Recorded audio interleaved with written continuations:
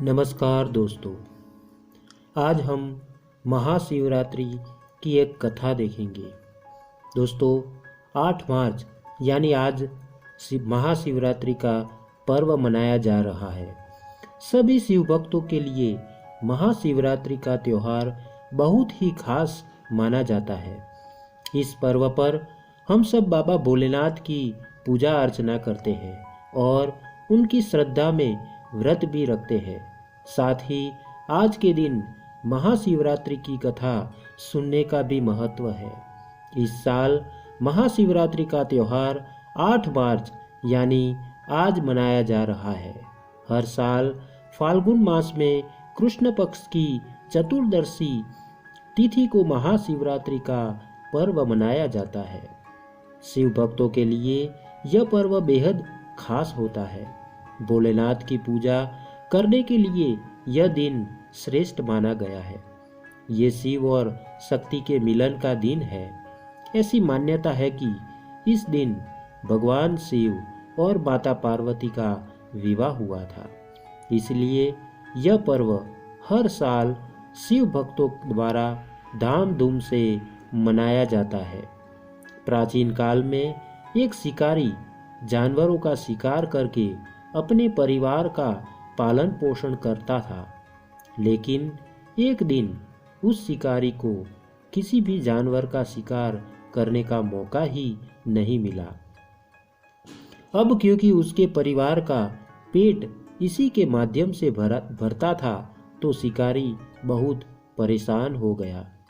उसे डर सताने लगा कि उसके पूरे परिवार को भूखे पेट सोना पड़ेगा।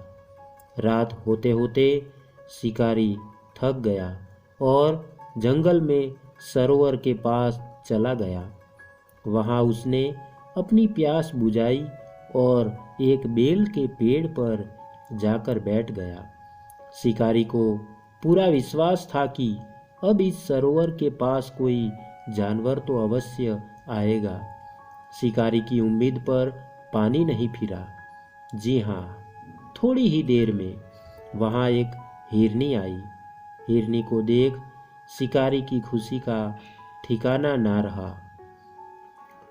उसने तुरंत अपना धनुष निकाला और वार करने के लिए तैयार हो गया, लेकिन ऐसा करने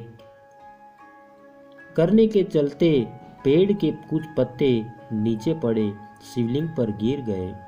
अब शिकारी इस बात से अवगत नहीं था कि उस पेड़ के नीचे एक शिवलिंग स्थापित था। पत्तों की आवाज सुन हिरनी सचेत हो गई और घबराते हुए बोली, मुझे मत मारो। लेकिन शिकारी उसकी बात को नजरअंदाज कर रहा था, क्योंकि उसे अपने परिवार की भूख मिटानी थी। ये सुनकर हिरनी ने आश्वासन दिया कि अपने बच्चों को अपने स्वामी के पास छोड़कर वो वापस आ जाएगी।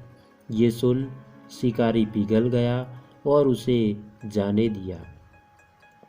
थोड़ी देर बाद सरोवर के पास एक और हिरनी आई। अब उसको देख शिकारी ने फिर से अपना तीर कमान निकाल लिया। पेड़ को धक्का लगने के कारण बेल के पत्ते शिवलिंग पर गिर गए। इस प्रकार शिकारी की दूसरे प्रहर की उपासना भी हो गई।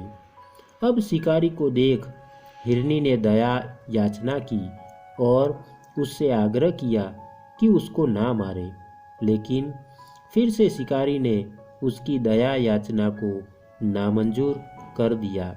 ये देख हिरनी बोली, शिकारी, जो व्यक्ति अपने वचन का पालन नहीं करता, उसके जीवन के सभी पुण्य नष्ट हो जाते हैं। विश्वास रखो, मैं जरूर वापस आऊंगी। अब शिकारी ने इस हिरनी को भी जाने दिया। अब 2 हिरनियों को छोड़ देने के बाद शिकारी को लगा आज उसका परिवार भूखा पेट ही सोएगा। लेकिन तभी एक हिरण आया। पहले की तरह शिकारी ने अपना तीर कमान निकाला और निशाने साधने लगा। इस प्रक्रिया में फिर कुछ बेलपत्र शिवलिंग पर जा गिरे। और उसकी तीसरे पहर की भी पूजा संपन्न हो गई। इस हिरण ने अब शिकारी से दया याचिका नहीं की, बल्कि कहा कि ये उसका सौभाग्य है कि वो किसी के पेट की भूख को शांत कर पाएगा। लेकिन उसने कहा कि वो पहले अपने बच्चों को उनकी माँ के पास छोड़कर आएगा। शिकारी ने उस हिरण पर विश्वास किया और उसे जाने दिया।